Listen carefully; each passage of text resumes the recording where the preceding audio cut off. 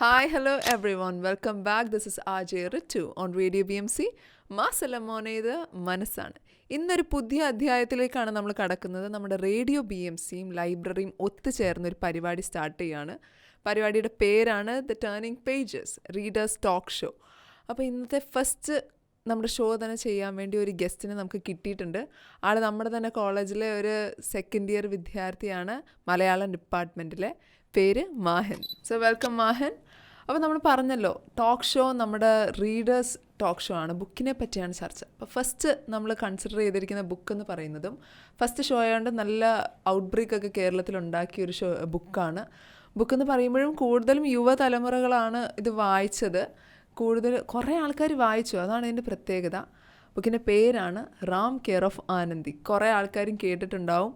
എഴുതിയേക്കുന്ന ആളും അതേപോലെ തന്നെ കേരളത്തിലെ ഭയങ്കര റിനൗൺഡ് ആയിട്ടുള്ളൊരു റൈറ്ററാണ് Akhil P Dharmajan. And he won the award for Kendra Yuva സാഹിത്യ അക്കാദമി. ആൻഡ് നമുക്ക് ഇതിനെപ്പറ്റി കൂടുതൽ അറിയാനായിട്ട് നമുക്ക് മാഹിനോട് തന്നെ ചോദിക്കാം. ഓക്കെ മാഹിൻ, ഈ കഥയുടെ ഒരു ചുരുക്കം ഒരു ചെറിയ രീതിയിലൊന്ന് പറയൂ. എൻ്റെ ചുരുക്കം പറയുന്നതിന് മുമ്പ് ഇപ്പോൾ പറഞ്ഞല്ലോ, ഈ പുസ്തകം ഒരുപാട് വായിച്ചു തന്നു. ഒരു 1.5 അല്ലെങ്കിൽ 2-3 ലക്ഷം, 1.5 ലക്ഷം വിറ്റതിനൊന്ന് നമുക്കറിയാം. അതേപോലെ തന്നെ 2-3 ലക്ഷം അധികമുള്ള അങ്ങനെ വായിച്ചിട്ടുണ്ടാവും. പക്ഷെ അപ്പോഴും കേരളത്തിലെ 3.5 കോടി ജനങ്ങളിൽ ഇത്രയും പേര് വായിക്കുമ്പോൾ അവിടെ നമ്മൾ ശതമാനം നോക്കുമ്പോൾ 0.11 അല്ലെങ്കിൽ 1 വരുള്ളൂ. അപ്പോഴും ഒരു വലിയ വിഭാഗം ഇപ്പോഴും പുസ്തകങ്ങൾ വായിക്കുന്നില്ല എന്നുള്ളൊരു സത്യം കൂടി നിങ്ങൾ മനസ്സിലാക്കണം. ഇനി കഥയിലേക്ക് വരാം. ആലപ്പുഴ ജില്ലയിൽ നിന്ന് റാം എന്നൊരു വിദ്യാർത്ഥി ചെന്നൈയിലേക്ക് സിനിമ പഠിക്കാൻ പോകുന്ന ആ ഒരു കാലഘട്ടത്തിൻ്റെ ഒരു കഥയാണ്. ആ ഒരു കാലഘട്ടം വെറുതെ അല്ല. അവിടെ മല്ലിയായാലും രേഷ്മയായാലും വെട്രിയായാലും പിന്നെ ആനന്ദി ആയാലും അങ്ങനെ ഒരുപാട് പാട്ടി പോലുള്ള കഥാപാത്രങ്ങൾ, പാട്ടി എന്ന് പറഞ്ഞാൽ അവിടെ മുത്തശ്ശി എന്ന് പറഞ്ഞ ഒരു കഥാപാത്രമാണ്. അപ്പോൾ അവരെ പോലെയുള്ള ഒരുപാട് കഥാപാത്രങ്ങളെ അവിടെ നമ്മൾ കാണുന്നുണ്ട്. ഒരു സിനിമാറ്റിക് രീതിയിൽ അഖിൽ പി എഴുതിയൊരു നോവലാണ്. അദ്ദേഹത്തിൻ്റെ 4 നോവലുകൾ എടുത്ത് നോക്കിയാൽ എനിക്കൊന്ന് ഏറ്റവും കൂടുതൽ വായിക്കപ്പെട്ടൊരു നോവൽ ഇത് തന്നെയായിരിക്കും. ഇതിലൂടെയാണ് പിന്നീട് രാത്രി 12 മണിക്ക് ശേഷം എന്ന പുസ്തകത്തിലേക്ക് തന്നെ ആളുകൾ കിടക്കുന്നത്, അതേപോലെ വായനയിലേക്ക് വരുന്നത്. ഇതിൽ ഇന്ത്യൻ ശ്രീലങ്കൻ യുദ്ധം അങ്ങനത്തെ കാര്യങ്ങൾ, തമിഴ് പുലികളുടെ കഥകൾ, അതേപോലെ മല്ലി എന്ന ട്രാൻസ്ജെൻഡറിൻ്റെ കഥകൾ, അങ്ങനെ ഒരുപാട് കഥകൾ കൂട്ടിയിണക്കി ചരിത്രത്തിൻ്റെ ഒരു ആധികാരികതയൊക്കെ പിടിച്ചു പറ്റിയ ഒരു കഥയാണ്, ഒരു നോവലാണ് നമ്മുടെ റാം കെയർ ഓഫ് ആനന്ദി എന്ന് പറഞ്ഞ പുസ്തകം. ഞാനിങ്ങനെയൊക്കെ തന്നെ കേട്ടിരുന്നത്. കൂടാതെ ഞാൻ ഈ ബുക്കിനെ പറ്റി കേട്ടത് എൻ്റെ ഒരു ഫ്രണ്ടിലൂടെയാണ്. ഫ്രണ്ടാണേലും അധികം ബുക്ക് വായിക്കുന്ന ഒരാളല്ല. അപ്പോൾ അവളാണ് എന്നോട് പറഞ്ഞത് റാം കെയർ ഓഫ് ആനന്ദി വായിക്കണം, നല്ലൊരു പുസ്തകമാണ്. അപ്പം എങ്ങനെയാണ് മാഹിൻ ഈ ബുക്കിലോട്ട് വന്നത്? ഇപ്പോൾ എല്ലാവരും ഈ ഒരു പുസ്തകം എന്തായാലും ഫ്രണ്ടിലൂടെ ആയിരിക്കും. ഞാനും ഫ്രണ്ടിലൂടെ തന്നെയാണ് ഈ പുസ്തകം അറിയുന്നത്. പക്ഷേ ഈ ഒരു പുസ്തകത്തിൻ്റെ ഒരു കൂടുതൽ ജനപ്രിയമാകുന്നതിൻ്റെ ഒരു കാരണം എഴുത്തുകാരൻ തന്നെ പറയുന്നുണ്ട്.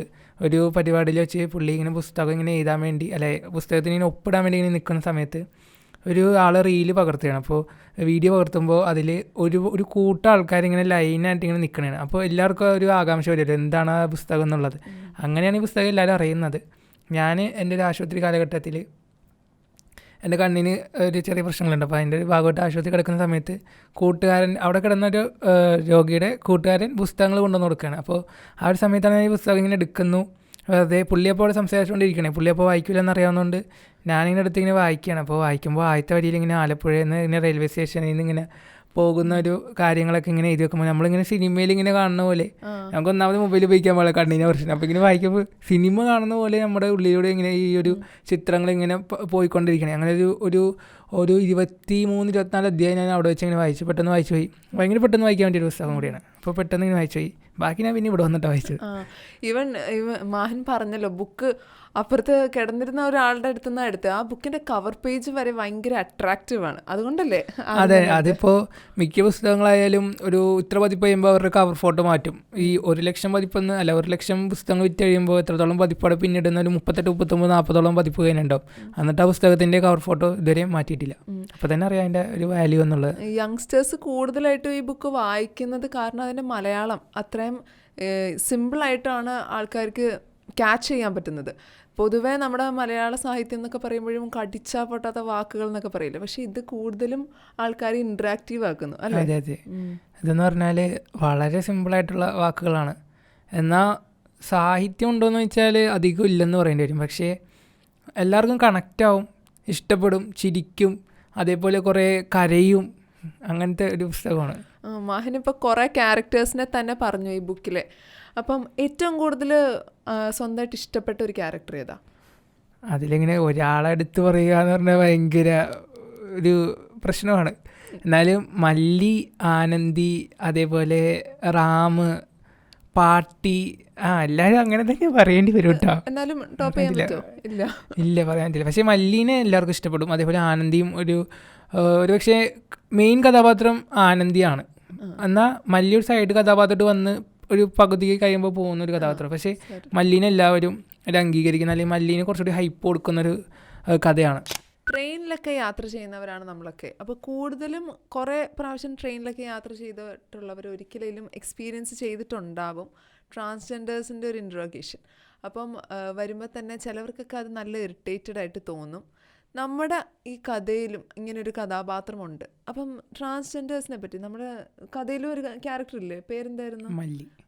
മല്ലീനെ പറ്റി എന്താണ് മാഹിമിന് പറയാനുള്ളത്? ഈവൻ ട്രാൻസ്ജെൻഡേഴ്സിനെ പറ്റി ചിലവർക്ക് ഒരു കോൺസെപ്റ്റ് ഈ ബുക്ക് വായിക്കുന്നതിന് മുന്നേ ഉണ്ടായിരുന്നു. ഈവൻ ഫ്രണ്ട്സൊക്കെ പറഞ്ഞിട്ടുണ്ട്. അത് കഴിഞ്ഞിട്ട് ഈ ബുക്ക് വായിച്ചതിന് ശേഷം അവരുടെ കോൺസെപ്റ്റ് മാറി. ആ തോട്ടിനെ പറ്റി എന്താണ് മാഹിമിന് പറയാനുള്ളത്? മല്ലി എന്നൊരു കഥാപാത്രം നമുക്കറിയാം. ആനന്ദിയാണ് ഈ ഒരു കഥയിലെ മുഖ്യ കഥാപാത്രം. എന്നാലും ആനന്ദിയേക്കാൾ ഒരുപക്ഷെ വായനക്കാർ ഒരിക്കലും മറക്കാത്തൊരു കഥാപാത്രം അത് മല്ലിയായിരിക്കും.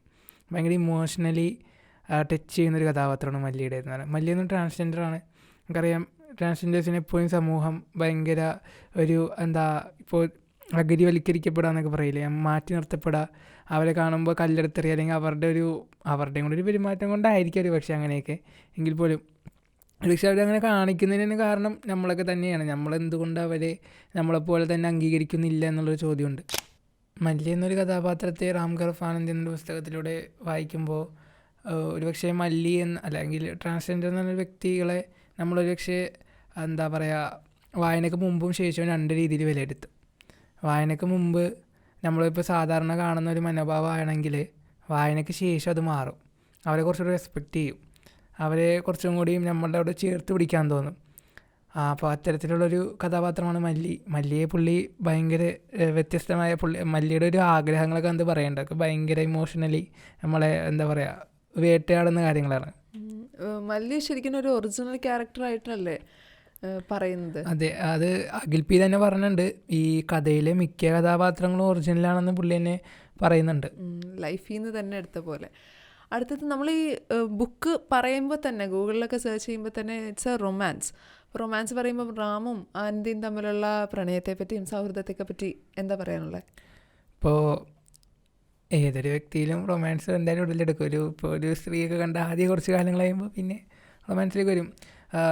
നേരത്തെ പറഞ്ഞ പോലെ റാം നമുക്കറിയാം ചെന്നൈയിൽ സിനിമ പഠിക്കാനായിട്ട് അക്കാദമി പോകുന്നത്. അത്ര വലിയ അക്കാദമി എന്നല്ല, ചെറിയൊരു അക്കാദമിയാണ്.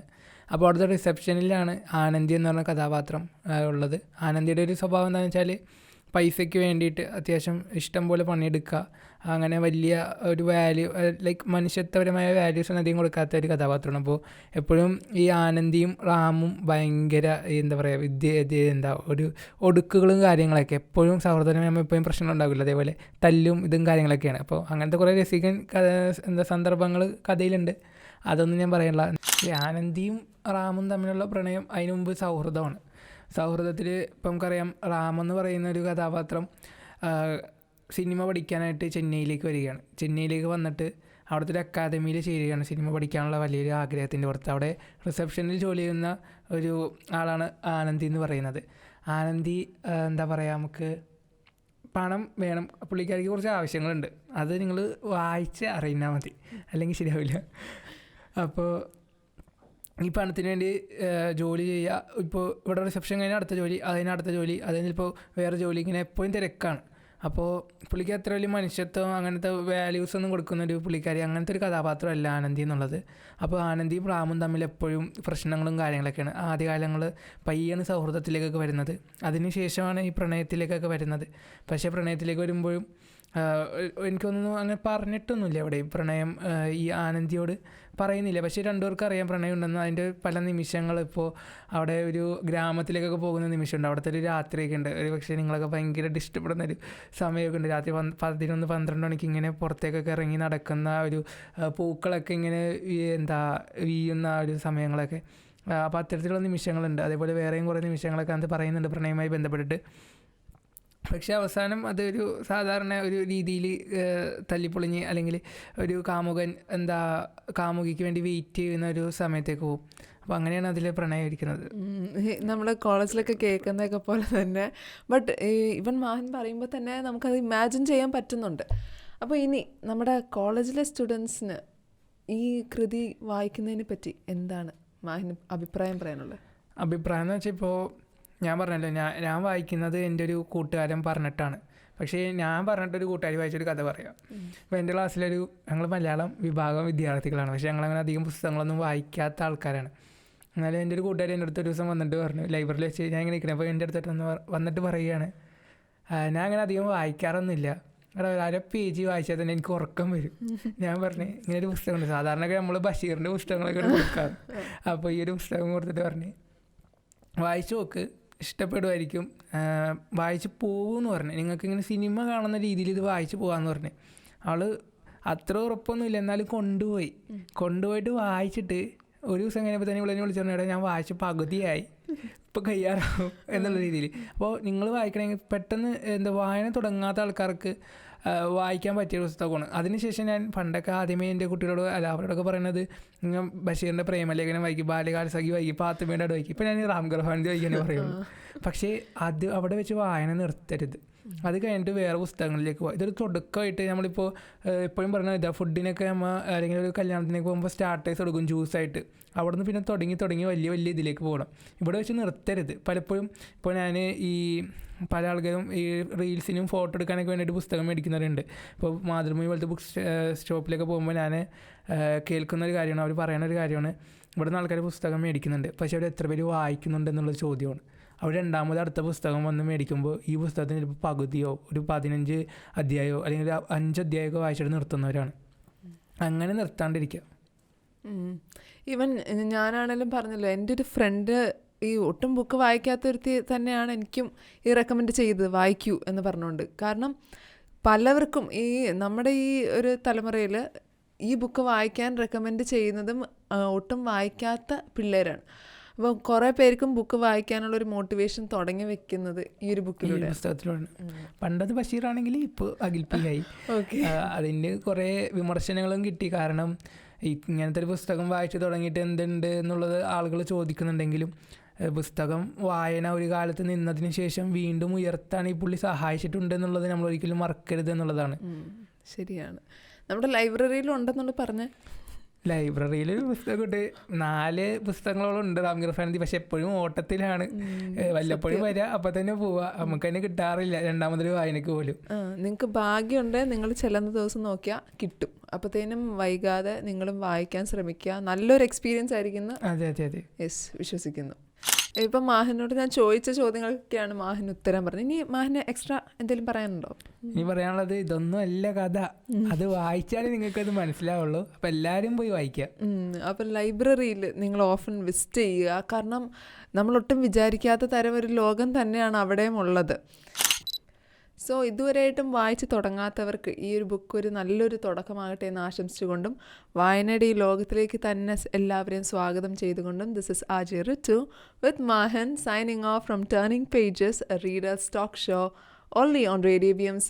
മാസലമോനെ, ഇത് മനസ്സാണ്. Radio BMC.